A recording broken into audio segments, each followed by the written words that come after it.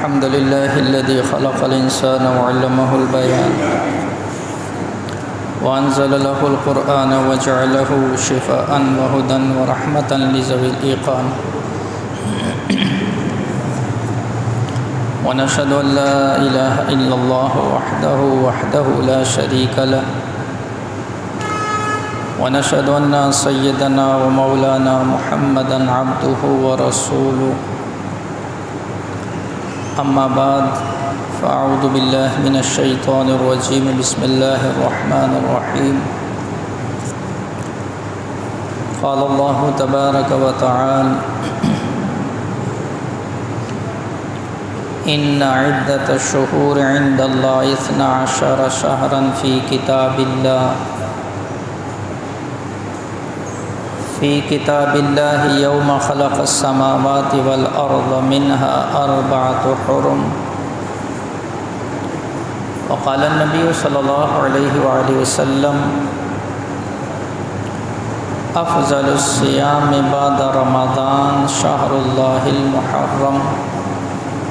أو كما قال عليه الصلاة والسلام إن الله وملائكته يصلون على النبي يا أيها الذين آمنوا صلوا عليه وسلموا تسليما اللهم صل على محمد في أول كلامنا اللهم صل على محمد في أوسط كلامنا اللهم صل على محمد في آخر كلامنا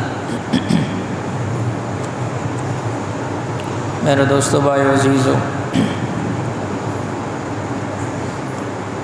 آج یکم محرم الحرام 1447 ہجری اسلامی سال کا پہلا دن اور پہلا جمعہ،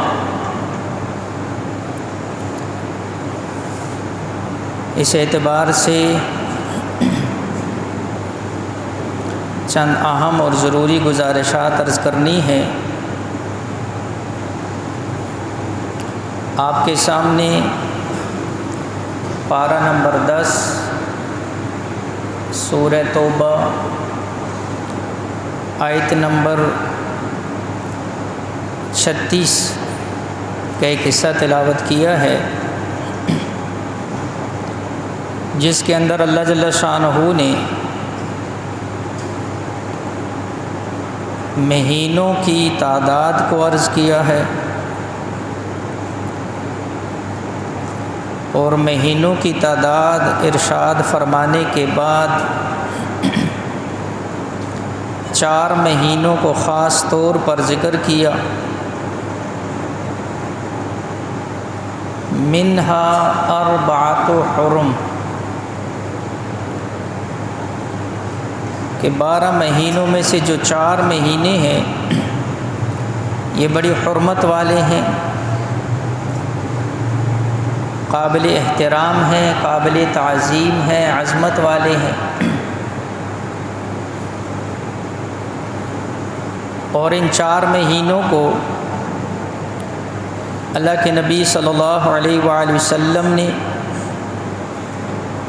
حدیث کے اندر تشریف فرمائی اور وضاحت فرمائی ہے کہ 3 مہینے تو ایسے ہیں جو بالترتیب ہیں، ان میں سے ذوالقعدہ ہے، ذوالحجہ ہے اور محرم ہے، اور چوتھا مہینہ وہ رجب کا ہے۔ یہ 4 مہینے قابل احترام ہیں، اب سے نہیں بلکہ اللہ جل شانہ فرما رہے ہیں یوم خلق السماوات والارض، جب سے اللہ نے آسمانوں اور زمین کو وجود دیا ہے تب سے یہ قابل احترام ہے۔ لہٰذا ابتدا میں ہی یہ بات سمجھ لینی چاہیے کہ اللہ جل شانہ نے حضور صلی اللہ علیہ وآلہ وسلم کو قیامت کے دن تک جو بھی احوال آئیں گے، جو واقعات آئیں گے، ان سب کے متعلق احکامات عطا فرمائے، اور حضور صلی اللہ علیہ وآلہ وسلم نے صحابہ کے ذریعے امت تک پہنچائے۔ ہاں، کچھ احکامات ایسے ہیں جن کا تعلق نصوص کے ظاہر کے ساتھ نہیں ہے، وہ قرآن اور حدیث کے اندر چھپے ہوئے ہیں، اور وہ احکام جو قرآن اور حدیث کے اندر چھپے ہوئے ہیں ان کے لیے اللہ جل شانہ نے اس امت کے اوپر کرم کیا، فضل کیا، اس امت کو اللہ نے مجتہدین عطا فرمائے، ان مجتہدین نے وہ احکام امت تک پہنچائے۔ اس لیے اب میری اور آپ کی ذمہ داری یہ ہے کہ ہم ان احکام کو پڑھیں، سیکھیں اور ان پر عمل کریں، اور ہم اپنی زندگی علم کی روشنی کے اندر گزاریں، عالمانہ زندگی گزاریں اور جاہلانہ زندگی سے بچیں، اعمال سنت کے مطابق کریں، بدعات سے بچیں، سنت کو سامنے رکھیں، رسم و رواج کو پیچھے کر دیں۔ اس لیے کہ اللہ کے نبی صلی اللہ علیہ وآلہ وسلم نے جتنے خیر کے وعدے کیے ہیں وہ سنت پر عمل کے اوپر ہیں، اور بدعات پر جو عمل کرے گا دنیا اور آخرت دونوں کی رسوائی کا باعث بنے گا۔ اس لیے آپ کے سامنے اس حوالے سے اہم باتیں عرض کرنی ہے۔ سب سے پہلی چیز تو یہ ہے کہ ہمارے اسلامی جو سال ہے جس کو ہجری سال کہتے ہیں، جیسے یہ 1447 ہجری سال، اس کی ابتدا حضرت عمر رضی اللہ تعالی عنہ کے دور سے، حضرت عمر رضی اللہ تعالیٰ عنہ کا دور خلافت، صحابہ کو جمع کیا، مشورہ کیا کہ اسلامی سال کی ابتدا کب سے ہونی چاہیے۔ ایک رائے یہ آئی کہ حضور کے ولادت کے سال کو بنیاد بنایا جائے، ایک رائے یہ آئی کہ حضور کے ہجرت کے سال کو بنیاد بنایا جائے، ایک رائے یہ آئی کہ حضور کے بعثت کو سال کو بنیاد بنایا جائے، جس سال حضور علیہ السلام کو نبوت ملی، اور ایک رائے یہ آئی کہ حضور کے وصال، جس سال حضور علیہ السلام کا وصال ہوا اس سال کو بنیاد بنایا جائے۔ حضرت علی رضی اللہ تعالیٰ عنہ نے مشورہ دیا کہ حضور کے ہجرت کے سال کو بنیاد بنایا جائے، اور یہی رائے بعض دوسرے صحابہ کی تھی، تو اس رائے پر اتفاق ہوا، مشورہ حضرت علی رضی اللہ تعالیٰ عنہ کا اور فیصلہ حضرت عمر رضی اللہ تعالیٰ عنہ کا، تو اسلامی سال کی ابتدا وہ ہجری سال سے ہوئی۔ پھر مشورہ یہ ہوا کہ اسلامی سال کا پہلا مہینہ کون سا ہو، تو حضرت عمر رضی اللہ تعالیٰ عنہ نے رائے لی، تو باقی صحابہ نے بھی رائے دی، حضرت عثمان رضی اللہ تعالیٰ عنہ نے رائے دی کہ اسلامی سال کا پہلا مہینہ محرم ہونا چاہیے، اس لیے کہ اس وقت عرب کے اندر دستور بھی یہی تھا کہ سال کی ابتدا وہ محرم سے ہوتی تھی، اور دوسری وجہ یہ ذکر کی گئی کہ چونکہ لوگ حج کر کے آتے ہیں اور حج کے بعد محرم سے گویا کہ اپنی نئی زندگی کا آغاز کرتے ہیں، اس لیے اسلامی سال کا پہلا مہینہ وہ محرم مقرر ہوا، اور اسلامی سال کی ابتدا وہ اس محرم کے مہینے سے ہوئی۔ تو مشورہ حضرت عثمان رضی اللہ تعالیٰ عنہ کا اور فیصلہ حضرت عمر رضی اللہ تعالیٰ عنہ کا، تو یہ اسلامی سال اور مہینہ یہ اس کی بنیاد پڑی ہے۔ اب اسلامی سال کی ابتدا پر مبارکباد دینا، خاص طور پر اس دن کو مبارکباد کے لیے خاص کرنا، خاص طور پر اس دن کے لیے لوگوں سے دعاؤں کا مطالبہ کرنا، یہ شریعت کے اندر اس کی کوئی حقیقت اور بنیاد نہیں۔ لہٰذا سال کی ابتدا میں مبارکباد اور اس دن کو مبارکباد کے لیے خاص کرنا یا اس دن کو دعاؤں کے لیے خاص کرنا، یہ شریعت کے اندر جو ہے میں نے عرض کیا اس کی کوئی حیثیت نہیں ہے، یا اگر اس کو کوئی دین سمجھتا ہے یا دین سمجھ کر کرتا ہے تو پھر تو بالکل بھی یہ درست نہیں ہے اور اس عمل کو ترک کرنا چاہیے۔ اگلی چیز یہ ہے کہ میں نے عرض کیا کہ اسلامی سال کی ابتدا وہ محرم کے مہینے سے ہوئی۔ محرم کا معنی قابل احترام، محرم کا معنی حرمت والا، محرم کا معنی عظمت والا، لہٰذا محرم کو محرم اور قابل احترام ذہن کے اندر یہ بات بٹھا لو کہ یہ کسی خاص واقعے کی وجہ سے محرم کو عزت نہیں ملی ہے، کسی ایک واقعے کی بنیاد پر محرم کی یہ عظمت اور یہ احترام کسی ایک واقعے کی بنیاد پر نہیں ہے۔ جیسا میں پہلے عرض کر چکا، سورہ توبہ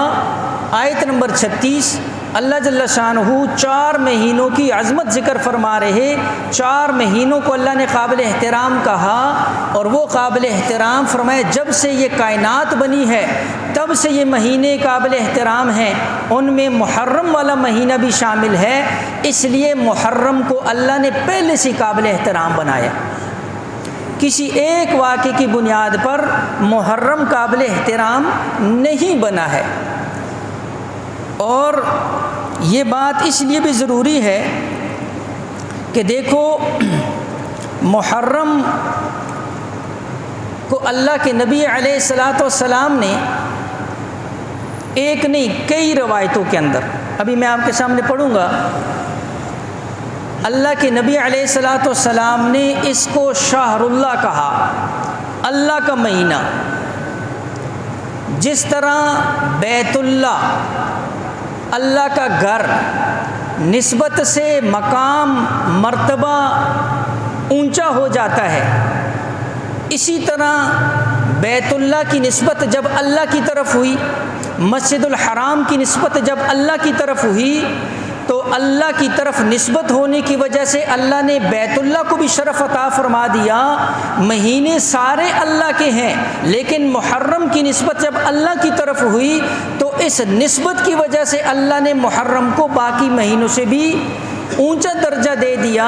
اور یہ درجہ اللہ کے نبی علیہ الصلاۃ والسلام نے حدیث کے اندر ذکر فرمایا۔ صحیح مسلم کی روایت ہے جس کو جو ہے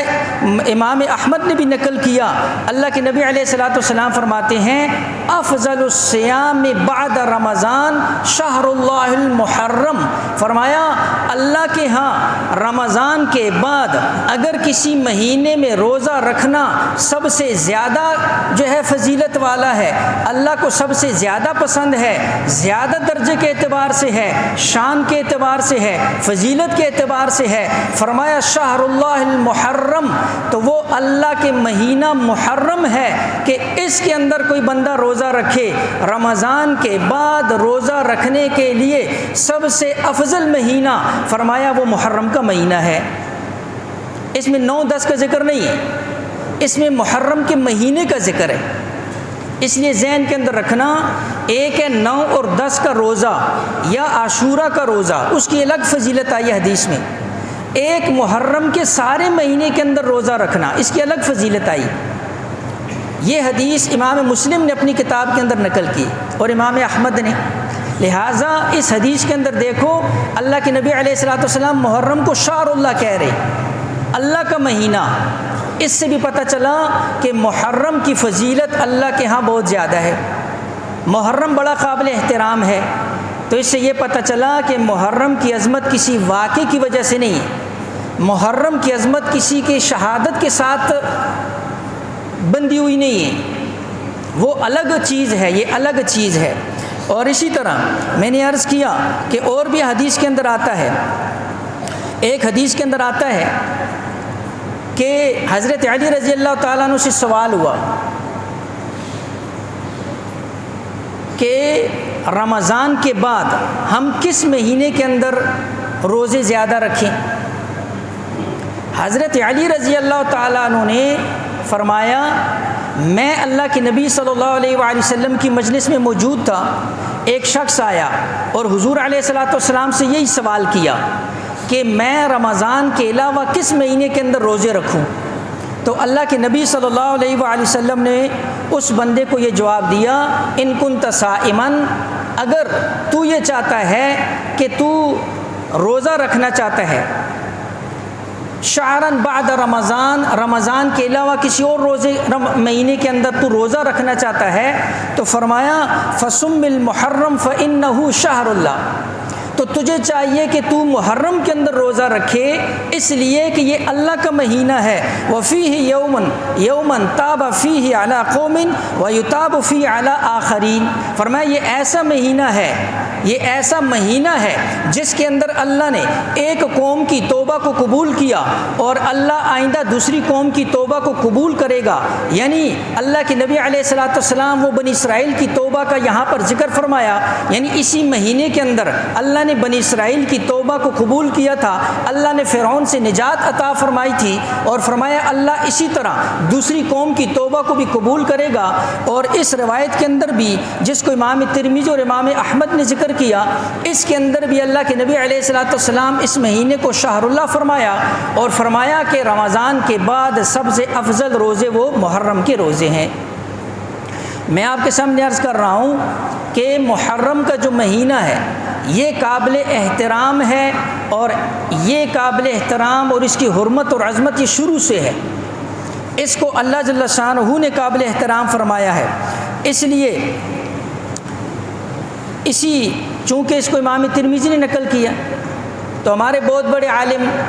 مولانا یحییٰ کاندھلی رحمہ اللہ الکوکب الدری کے اندر جو ترمذی کی شرح ہے، انہوں نے جو ہے اس کی تشریح کے اندر لکھا کہ اس روایت سے پتہ چلتا ہے کہ پورے کا پورا محرم یہ فضیلت والا ہے اور یہ عظمت والا ہے۔ اس لیے میں عرض کر رہا ہوں کہ اللہ رب العزت نے اس مہینے کو بڑی جو ہے نا جی عزت عطا فرما دی ہے، بڑا احترام عطا فرما دیا ہے۔ لطائف المعارف کتاب ہے، اس کے اندر اس مہینے کے حوالے سے بڑی جو ہے نا جی نقطے لکھے ہوئے ہیں۔ ایک جو ہے نا جی وہاں پر جو ہے یعنی رائے جس کو حضرت حسن رحم اللہ کی طرف منسوب کیا گیا ہے، اور اسی طرح جو ہے ایک اور روایت جس کو تفسیر قرطبی اور باقی تفسیر نے لیا ہے، حضرت عبداللہ ابن عباس رضی اللہ تعالیٰ عنہ کا قول والفجر ولیال عشر، آپ کو یاد ہوگا میں نے عید کے موقع پر بھی اس آیت کی تشریح کی تھی۔ والفجر کی تشریح میں عبداللہ ابن عباس رضی اللہ تعالیٰ عنہ تفسیر قرطبی اس کو اس جو ہے نا جی اس قول کو لے کر آئیں، وہ فرماتے ہیں والفجر سے مراد محرم کی پہلی فجر ہے، یعنی اس آیت اور اس تشریح کی بنیاد پر محرم کی فضیلت کا بھی پتہ چلتا ہے۔ میں آپ کے سامنے صرف محرم کے فضائل عرض کر رہا ہوں کہ کتنا،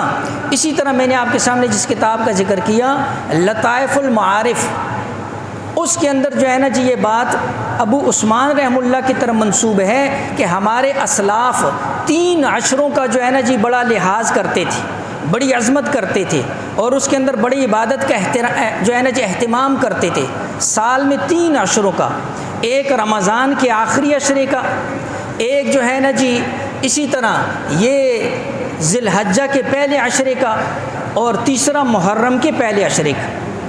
سال میں ان 3 عشروں کا جو ہے نا جی بڑا احترام ہوتا تھا اور ان کی جو ہے نا جی بڑا لحاظ کیا جاتا تھا، اور روزے تو میں نے آپ کے سامنے عرض کر دیے۔ اسی طرح ایک دوسری روایت کے اندر جس کو الترغیب و ترہیب علامہ منذری رحمہ اللہ نے نقل کیا ہے، وہ فرماتے ہیں من صام یوما من المحرم فلہ بکل یوم 30، جو بندہ محرم کا ایک روزہ رکھے گا اللہ اس کو اس ایک روزے کے بدلے میں 30 روزوں کا اجر عطا فرمائیں گے۔ تو میں نے عرض کیا کہ بڑی جو ہے نا جی فضیلت والا اعمال والا مہینہ ہے۔ ہم سمجھتے ہیں ہمارے سامنے میں نے جیسے شروع میں آپ کے سامنے ایک بات عرض کی تھی، وہ کسی وجہ سے کہ ہم سنت کو دیکھ کر چلیں گے، ہم اس عمل کو دیکھ کر چلیں گے جو قرآن اور سنت اور ائمہ مجتہدین نے ہمارے سامنے ذکر کیا ہے۔ ہم نہ تو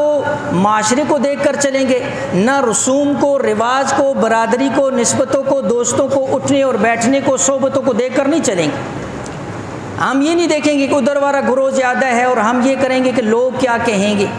آج یہ بڑا مسئلہ ہے کہ لوگ کیا کہیں گے۔ او جی محرم ہے، آپ اس میں نکاح کی مجلس کر رہے، آپ اس میں شادی کر رہے، آپ اس میں خوشی کی مجلس کر رہے، یہ تو غم ہے، یہ تو جو ہے نا جی پتہ نہیں کیا کیا۔ تو میں نے عرض کیا ہم سنت کو دیکھ کر چلیں گے، ہم ان چیزوں کو اور رسوم و رواج کو دیکھ کر نہیں چلیں گے۔ تو میں نے آپ کے سامنے عرض کر رہا ہوں کہ دیکھو ایک نقطے کی بات علماء نے لکھی، ہم جب روزہ رکھتے ہیں، میں عرض کر رہا ہوں میں نے 9ویں 10ویں کے روزے کا بھی ذکر نہیں کیا، وہ انشاءاللہ اگلے جمعے میں کریں۔ جب ہم روزہ رکھتے ہیں تو روزے کے لیے ہم سحری بھی کرتے ہیں، افطاری بھی کرتے ہیں، سحری بھی اپنے پیسوں سے کرتے ہیں، افطاری بھی اپنے پیسوں سے کرتے ہیں۔ کیوں؟ اس لیے کہ ہمیں پتہ ہے کہ روزہ رکھنا عبادت، سحری بھی عبادت، افطاری بھی عبادت، روزہ بھی عبادت، اس کے لیے خرچ بھی اپنے جیب سے کرتے ہیں۔ لیکن جو بندہ دوسروں کو پانی پلانا عبادت سمجھتا ہے، دودھ پلانا عبادت سمجھتا ہے، سبیل لگانا عبادت سمجھتا ہے، تو پھر چندہ کیوں کرتا ہے؟ دوسروں سے بھیک کیوں مانگتا ہے؟ دوسروں کے سامنے ہاتھ کیوں پھیلاتا ہے؟ بھائی اگر تو اس کو عبادت سمجھتا ہے تو پھر اپنی جیب سے کر۔ جس طرح ایک روزہ رکھنے والا سحری اور افطاری کو عبادت سمجھتا ہے، اپنے پیسوں سے سحری افطاری کرتا ہے، اسی طرح تمہیں بھی چاہیے اگر لوگوں کو پانی پلانا ہے تو اس کے لیے بھی بھیک مانگنے کی ضرورت نہیں ہے۔ وہ میں آگے عرض کر رہا ہوں کہ پانی پلانا ہے یا نہیں پلانا، میں صرف ایک نقطہ عرض کر دیا آپ کے سامنے۔ اگلی چیز میں نے آپ کے سامنے عرض کی تھی کہ محرم کے اندر نکاح کے اعتبار سے بڑی اہم چیز ہے، اس کو بڑی توجہ کے ساتھ سمجھنا ہے۔ دیکھیں علماء نے ایک نقطہ لکھا ہے، جب کسی وقت کے اندر ایک چیز لوگوں کے اندر غلط مشہور ہو جائے یا ایک غلط طریقہ لوگوں کے اندر رائج ہو جائے تو پھر اس وقت اس غلط طریقے، رواج، رسم کو ختم کرنے کے لیے بعض چیزیں کستن کرنی پڑتی ہیں تاکہ لوگوں کے اندر وہ رواج ختم ہو، لوگوں کے اندر وہ رسم ختم ہو جائے، اس کا اجر بھی زیادہ ہوتا ہے۔ اس لیے اللہ کے نبی علیہ الصلوۃ والسلام نے ایک حدیث کا مفہوم ہے کہ جو میری کسی مٹی ہوئی سنت کو زندہ کرے گا، جو میری کسی مٹی ہوئی سنت کو زندہ کرے گا، اس وقت جب جو ہے سنت پر چلنا انگارے کو ہاتھ میں رکھنے کے برابر ہے، تو فرمایا ایسے وقت کے اندر ایک سنت کو زندہ کرنا 100 شہیدوں کے برابر اجر ذکر کیا گیا۔ کیوں؟ اس لیے کہ اس وقت جو ہے اس سنت پر چلنا مشکل ہے، اس رواج کو ختم کرنا مشکل ہے، اس طریقے کو ختم کرنا مشکل ہے۔ تو میں نے عرض کیا کہ جب لوگ اس کے اندر معیوب سمجھتے ہوں نکاح کو، تو پھر محرم ہی کے اندر جو ہے نا جی نکاح کو عام کیا جائے۔ اور یہ کوئی ایسی چیز نہیں ہے کہ پہلی چیز ہے۔ تاریخ الخمیس ایک بڑی تاریخی کتاب ہے اور بڑی مستند کتاب ہے، اس میں سیرت کی تاریخ ہے اور خلفائے راشدین کی تاریخ۔ تو تاریخ الخمیس کے اندر حضور صلی اللہ علیہ وآلہ وسلم کا جو پہلا نکاح ہے، جو حضرت خدیجہ الکبریٰ رضی اللہ تعالی عنہا سے ہوا، اور جس نکاح کی موجودگی میں حضور علیہ الصلوۃ والسلام نے دوسرا نکاح بھی نہیں کیا جب تک حضرت خدیجہ زندہ ہیں، اور حضرت خدیجہ کا مقام اور مرتبہ تو آپ کے سامنے آپ کو پتہ ہی ہے، رب کی طرف سے جو ہے نا جی سلام آئے ہیں، اور وہ آنکھ اماں خدیجہ رضی اللہ تعالی عنہ کے پاس ہی ہے جنہوں نے حضور کو نبی بننے کے بعد سب سے پہلے دیکھا ہے، اور وہ خاصیت صرف اماں ہی کے پاس ہیں جنہوں نے حضور کو نبی بننے کے بعد سب سے پہلے ایمان لائی ہیں، وہ خاصیت صرف اماں ہی کے پاس ہیں جن کا روپیہ سب سے پہلا حضور کے اوپر خرچ ہوا ہے، وہ خاصیت صرف انہی کے پاس ہے جنہوں نے حضور کو نبی بننے کے بعد سب سے پہلی تسلی دی ہے۔ خیر فضائل تو بہت زیادہ ہیں، میں عرض کر رہا ہوں وہ جو نکاح ہوا ہے تاریخ الخمیس کے اندر لکھا ہوا ہے تزوج محمد خدیجہ یوم عاشورہ، فرمایا حضور علیہ الصلوۃ والسلام کا حضرت خدیجہ الکبریٰ رضی اللہ تعالی عنہ سے نکاح 10 محرم الحرام کو ہوا ہے۔ اب سوال کوئی کرے گا کہ یہ تو حضور علیہ الصلاۃ والسلام کی بعثت سے پہلے کی بات ہے، ابھی تو حضور نبی نہیں بنے تھے، ابھی تو احکام نہیں اترے تھے، ابھی تو احکامات پورے نہیں آئے تھے، نکاح تو پہلے ہوا ہے۔ بات ذہن کے اندر رکھ لو، عقیدے کی بات ہے۔ اہل سنت والجماعت کا عقیدہ یہ ہے کہ نبی جس طرح نبوت کے بعد معصوم ہوتا ہے، اسی طرح نبی نبوت کے ملنے سے پہلے بھی معصوم ہوتا ہے۔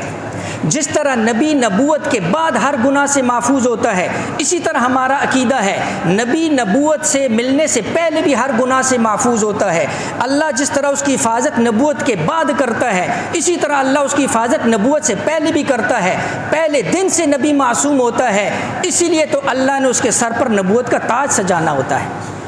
اس لیے اگر یہ ناجائز ہوتا، گناہ ہوتا، قباحت ہوتی، معیوب ہوتا، نقصان ہوتا، کمی ہوتی، اللہ اپنے محبوب کا جو ہے اس تاریخ کے اندر اتنا بڑا جو ہے عمل، اور حضور علیہ الصلاۃ والسلام کا یہ نکاح نہ ہوتا۔ بہرحال یہ ایک نکاح۔ اس کے بعد علماء نے لکھا حضور علیہ الصلاۃ والسلام کا دوسرا نکاح حضرت صفیہ رضی اللہ تعالیٰ عنہ، یہ امہات المومنین، دوسرا مطلب حضرت صفیہ رضی اللہ تعالیٰ عنہ خیبر کے موقع پر ہوا، اور خیبر محرم کے اندر ہوئی ہے۔ تیسرا حضرت ام کلثوم رضی اللہ تعالیٰ عنہ حضور علیہ الصلاۃ والسلام کی صاحبزادی ہیں، حضرت عثمان رضی اللہ تعالیٰ عنہ کے ساتھ نکاح ہوا۔ ایک روایت رجب 3 ہجری، دوسری روایت ربیع الاول 3 ہجری، تیسری روایت محرم 3 ہجری، لہٰذا اس کے اندر بھی محرم کا قول ثابت ہے۔ اسی طرح ایک اور نکاح حضرت فاطمہ الزہرا رضی اللہ تعالیٰ عنہ کا حضرت علی رضی اللہ تعالیٰ عنہ کے ساتھ، 2 روایتیں ہیں، رجب 2 ہجری، محرم 2 ہجری۔ یہاں پر بھی محرم کی جو ہے نا جی روایت ثابت ہے اور ملتی ہے۔ اس سے کیا پتہ چلا؟ اس سے پتہ یہ چلا کہ یہ ایک ایسا عمل ہے، ایک ایسا عمل ہے کہ جو عمل حضور علیہ الصلاۃ والسلام، صحابہ کرام، ان کے جو ہے نا جی عملی پریکٹیکلاً جو ہے نا جو ان سے ثابت ہے۔ اس لیے کوئی بندہ اس وجہ سے اگر انکار کرتا ہے کہ خدا نہ خواستہ معیوب ہے، خدا نہ خواستہ نقصان ہو جائے گا، خدا نہ خواستہ اولاد جو ہے وہ شل پیدا ہوگی، خدا نہ خواستہ تکلیف پریشانی آ جائے گی، خدا نہ خواستہ یہ غم ہے، خوشی نہیں منانی چاہیے، تو پھر ایسے بندوں کو اپنے عقیدے کی اصلاح کرنی چاہیے کہ اس جو ہے چیز کا اس کے ساتھ کوئی تعلق نہیں ہے۔ اس لیے شروع میں نے آپ کو محرم کے فضائل بے ترتیب عرض کر دیے ہیں۔ اس کے بعد اگلی چیز یہ ہے کہ دیکھو، جب کوئی بندہ کسی غم کے اندر ہوتا ہے تو کالا رنگ جو ہے وہ اپناتا ہے۔ کالا رنگ یہ غم کی علامت سمجھا جاتا ہے، اور لوگ جو ہے نا جی غم کے موقع پر کالے کپڑے پہن لیتے ہیں۔ مسئلہ ذہن کے اندر رکھو، چونکہ مسئلے کی بات ہے اور بتانا ہمارا فرض ہے، عمل کرنا یہ میرے اور آپ سب کی ذمہ داری ہے۔ میں عرض کر رہا ہوں کہ کالے رنگ کو غم کی علامت سمجھا جاتا ہے، اور میں پہلے عرض کر چکا ہوں کہ محرم کا تعلق غم کے ساتھ نہیں ہے، یہ کوئی غم کا مہینہ نہیں۔ کسی کی وفات پر، کسی کی وفات پر، کسی کی شہادت پر، کسی کے دنیا سے جانے پر دل کا غمگین ہونا الگ چیز، اس پر افسوس کا اظہار کرنا الگ چیز، اس کے اوپر غم کا اظہار کرنا الگ چیز، اس پر آنکھوں سے آنسو کا بہانا یہ الگ چیز ہے۔ لیکن اس شہادت کو غم سمجھ لینا، شہادت تو خوشی کی چیز ہے۔ میں آپ کے سامنے کتنے جمعے عرض کیے، اللہ کے نبی علیہ الصلاۃ والسلام کی حدیث کو سامنے رکھو جس میں اللہ کے نبی علیہ الصلاۃ والسلام نے 3 مرتبہ شہادت کی تمنا فرمایا کہ مجھے جو ہے نا جی اللہ کے راستے میں قتل کیا جائے، پھر زندہ کیا جائے، پھر قتل کیا جائے، پھر زندہ کیا جائے، پھر قتل کیا جائے، پھر زندہ کیا جائے۔ اللہ کے نبی علیہ الصلاۃ والسلام مانگ رہے ہیں۔ حضرت عمر رضی اللہ تعالیٰ کا پچھلے جمعے میں نے آپ کے سامنے تذکرہ کیا، حضرت عمر کی دعا ثابت ہے، اے اللہ تجھ سے شہادت کی موت مانگتا ہوں اور تیرے حبیب کے دیار کے اندر مانگتا ہوں۔ صحابہ تو خود شہادت مانگ رہے ہیں۔ حضرت سعد کا واقعہ آپ کے سامنے میں نے عرض کیا کہ وہ صحابی ہیں اور وہ اللہ سے شہادت کی موت مانگ رہے ہیں۔ شہادت تو سعادت ہے، شہادت تو عظمت ہے، شہادت تو مقام ہے، شہادت تو مرتبہ ہے، شہادت تو وہ اعلیٰ ڈگری، عہدہ، درجہ ہے جو اللہ پاک کسی کسی کو عطا فرماتے ہیں۔ اس لیے شہادت پر اگر کوئی بندہ غم مناتا ہے، اس سے بڑا بدبخت اور بے وقوف اور کوئی نہیں ہے۔ لہٰذا بات کو سمجھو، میں عرض کر رہا ہوں کالا رنگ اس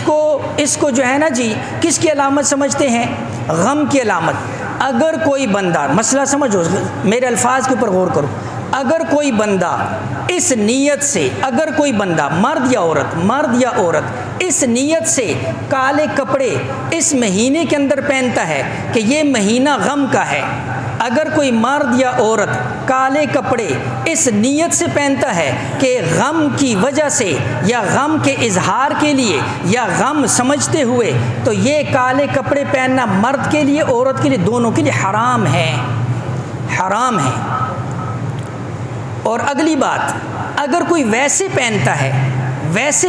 ہے غم نہیں سمجھتا ہے اور نہ اس کا عقیدہ یہ ہے، نہ اس کا ذہن یہ ہے، نہ اس کا گمان یہ ہے، تب بھی علماء نے لکھا احتیاط کرنی چاہیے، اس لیے کہ من تشبہ بقوم فہو منہم، تاکہ اہل سنت کی جو ہے نا جی پہچان باقی رہے، اہل سنت کی پہچان باقی رہے، تاکہ جو ہے نا جی خلط ملط نہ ہو جائے، کام سمجھ نہ آئے کہ اہل سنت ان میں سے کون سے ہیں۔ اس لیے اگر کوئی اس نیت سے ہے تو وہ الگ چیز ہے۔ اور جو ہے میں نے آپ کے سامنے عرض کیا کہ کسی کے جانے کے اوپر سوگ کرنا یا کسی کے جانے کے اوپر اپنے آپ کو تکلیف پہنچانا، یہ مسئلہ ذہن میں رکھ، میں اس صرف محرم کے حوالے سے پہلے کئی دفعہ عرض کر چکا۔ حضور علیہ الصلوۃ والسلام کی صحیح حدیث ہے، لیس منا من ضرب الحدود وشق الجیوب ودعا بدعوۃ الجاہلیہ، فرمایا وہ میری امت میں سے نہیں ہے، وہ میری امت میں سے نہیں ہے جو کسی کے جانے پر، کسی کے مرنے پر اپنا گریبان پھاڑے، اپنے آپ کو پیٹے یا کوئی زبان سے ایسے الفاظ ادا کرے جو جاہلیت کے ہوتے ہیں، فرمایا لیس منا، وہ میری امت میں سے نہیں ہے۔ یہ تو حدیث ہوگی، عقلی دلیل سمجھو، کسی کے جانے پر، کسی کے فوتگی پر، کسی کے مرنے پر، خاص کر جو عورتیں ہوتی ہیں، عورتوں کو بھی یہ مسئلہ بتا دو کہ اتنی اونچی آواز سے ایسے الفاظ ادا کرنا، وہ الفاظ، وہ نوحہ، وہ جو الفاظ ہیں غیر محرم کے کان میں پہنچ جائیں، حرام ہے، حرام ہے۔ اتنا اونچا جو ہے نا جی کسی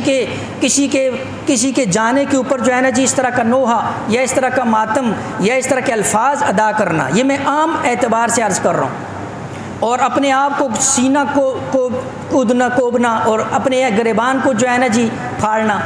علماء نے اس کی عقلی وجہ کیا لکھی ہے؟ دیکھو، خودکشی کرنا حرام، اپنے جسم کا کوئی عضو کاٹنا حرام، اسی طرح اپنے جسم کے کسی عضو کو تکلیف دینا بھی حرام۔ جب آپ کسی کے جانے پر افسوس کرتے ہیں، سوگ مناتے ہیں، اپنے آپ کو پیٹتے ہیں، تو آپ اپنے جسم کو تکلیف پہنچاتے ہیں اور آپ اپنے جسم کے مالک نہیں ہیں۔ میں پہلے یہ مسئلہ آپ کے سامنے کئی دفعہ عرض کر چکا ہوں، ہم اپنے بال کے بھی مالک نہیں ہیں، ہم اپنے جسم کے کسی حصے کے مالک نہیں ہیں۔ کسی دوسری کی زمین میں آپ جا کر ہل نہیں لگا سکتے، کسی دوسری کی زمین کو پانی نہیں دے سکتے، کسی دوسری کی زمین کو جو ہے نا جو فصل کو آپ کاٹ نہیں سکتے۔ وہ تصرف، وہ غیر کی جگہ کے اندر آپ تصرف کر رہے ہیں۔ یہ جسم اللہ کی ملکیت ہے، اس کے اندر اللہ کے حکم کے بغیر تصرف کرنا یہ جائز نہیں ہے۔ اس لیے یہ اس کی عقلی دلیل ہے، لہٰذا یہ ذہن کے اندر رکھ لو۔ تو میں نے آپ کے سامنے عرض کر دیا، یہ موٹے موٹے اور عام احکامات ہیں۔ ایک بڑی اہم جو ہے نا جی، ٹائم تو زیادہ ہو گیا، ایک دو مسئلے صرف عرض کرنے ہیں۔ دیکھو، نظر اور نیاز یہ صرف اللہ کے نام کی ہوتی ہے، نظر اور نیاز یہ دونوں صرف اللہ کے نام کی ہوتی ہیں۔ اگر کوئی بندہ کوئی بھی چیز پانی کی شکل میں ہے، دودھ کی شکل میں ہے، جانور کی شکل میں ہے، کھانے کی شکل میں، اگر وہ نظر غیر اللہ کی ہو یا نیاز غیر اللہ کے نام پر ہو تو یہ حرام ہے، اور یہ قرآن کی روح سے وما اہل لغیر اللہ جو ہے، یہ اس آیت کے تحت علماء نے مسئلہ لکھا ہوا، یہ حرام ہے۔ ایسے لوگوں کے ساتھ تعاون کرنا اور ایسے لوگوں کی چیز کو استعمال کرنا، یہ دونوں حرام ہیں۔ غیر اللہ کے نام پر کوئی بھی چیز ذبح ہو جائے یا غیر اللہ کے نام پر کوئی بھی چیز تقسیم ہو، ایسی چیز کا استعمال، ان کے ساتھ تعاون، یہ جائز نہیں ہے، یہ حرام ہے۔ اس لیے کئی لوگ بار بار فون کر کے مسئلے، فلاں چیز آئی ہے جی، فلاں چیز آئی ہے، اور جی پتہ نہیں ہے کس نیت سے کی ہے، پتہ نہیں ہے کس نیت۔ جب تمہیں پتہ نہیں ہے، دع ما یریب الی ما لا یریب، حدیث میں آتا ہے، فرمایا جو چیز تجھے شک میں ڈال دے اس کو چھوڑ دے، بس جو چیز تجھے مشکوک لگے نا، اور جو تجھے شک میں ڈال دے اس کو چھوڑ دو نا۔ پھر مسئلے پوچھتے رہتے ہیں، دل بھی نہیں کرتا ہے ادھر سے جو ہے نا جی سامنے مرغ مسلم ہوتا ہے، ادھر سے مسئلے پوچھ کر ہمارے کندھے پر جو ہے نا جی بندوق رکھ کر چلانے کی کوشش کرتے ہیں کہ جی کسی طرح بس اب اس کو اس لیے میں عرض کر رہا ہوں کہ یہ صاف صاف مسئلے مسائل ہیں، اس میں کوئی جو ہے نا شک و شبہ کی بات نہیں۔ باقی الحمدللہ آپ کے سامنے ہے، پچھلا جمعہ ہم نے حضرت عمر رضی اللہ تعالیٰ عنہ کی شان میں پڑھایا۔ آج یکم محرم حضرت عمر رضی اللہ تعالیٰ عنہ کی شہادت کا دن ہے، ہم حضرت عمر کی شہادت کو بھی بیان کرتے ہیں اور حضرت حسین رضی اللہ تعالیٰ عنہ کی شہادت کو بھی بیان کرتے ہیں۔ حضرت عمر اگر ہمارے سر کے تاج ہیں، حضرت حسین ہماری آنکھوں کی ٹھنڈک ہے۔ اہل سنت والجماعت ہو، سنی ہو، اور حضور سے محبت ہو اور حضور کے اولاد سے محبت نہ ہو، یہ ایمان والا نہیں ہو سکتا۔ جس کے دل میں اہل بیت کی محبت نہیں ہے، جس کے دل میں حضور کے اولاد کی محبت نہیں ہے، یہ اپنے آپ کو ایمان والا کہتا ہے، یہ ایمان والا نہیں ہے، یہ اس سے بڑا منافق اور کوئی نہیں۔ اس لیے ہم دونوں کا تذکرہ کرتے ہیں۔ ہاں صرف ہم ایک بات کہتے ہیں، یہ شہادت یکم کو ہے، وہ 10 کو ہے، پہلے یکم آتا ہے پھر 10 آتی۔ اگر 10 کا تذکرہ کرنا ہے تو پھر یکم کا بھی کرنا چاہیے۔ حضرت عمر سسر ہیں، حضرت حسین نواسے ہیں۔ سسر کا مقام باپ والا ہوتا ہے اور نواسا اولاد ہوتا ہے، لہٰذا حقوق اور کے اعتبار سے بھی پہلے والد کا مقام آتا ہے پھر اولاد کا مقام آتا ہے۔ اس لیے ہم پہلے حضرت عمر رضی اللہ تعالیٰ عنہ کا بھی تذکرہ کرتے ہیں اور حضرت حسین کا بھی تذکرہ کرتے ہیں اور سارے صحابہ کا تذکرہ کرتے ہیں، اس لیے کہ صحابہ کا دفاع یہ اللہ کے قرآن نے ہمیں سکھایا۔ جب منافقین نے ان کو کہا گیا ایمان لے کر آؤ ان کی طرح، ان ظالموں نے کیا کہا؟ آمن السفہاء، ہم ان بیوقوفوں کی طرح۔ اللہ رب العزت نے ان منافقین کو بیوقوف کہا کہ تم صحابہ کو بیوقوف کہتے ہو، اللہ کی قسم تم سب سے بڑے بیوقوف۔ صحابہ کا دفاع اللہ نے کیا ہے، اس لیے اللہ جل شانہ سمجھ کر عمل کی توفیق عطا فرمائے۔ وآخر دعوانا